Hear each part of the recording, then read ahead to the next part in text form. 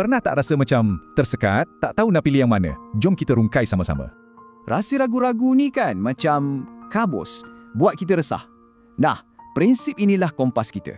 Senang je sebenarnya. Pilihlah ketenangan. Apa-apa yang buat hati tu tak sedap, tinggalkan.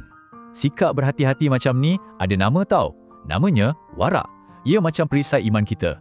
Jadi, apa tu warak? Maksudnya, kita sengaja elak zon kelabu dan pilih jalan yang paling selamat.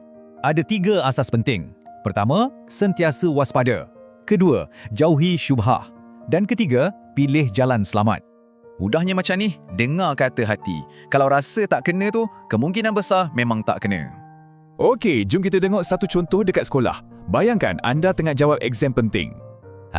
Inilah dilemanya. Nak pilih jalan susah tapi jujur atau jalan pintas yang meragukan.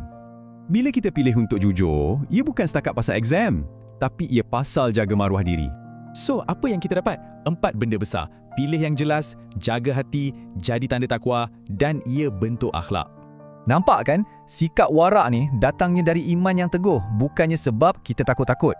Jadi, fikirkan sejenak. Apa keraguan yang anda sendiri patut tinggalkan bermula hari ini?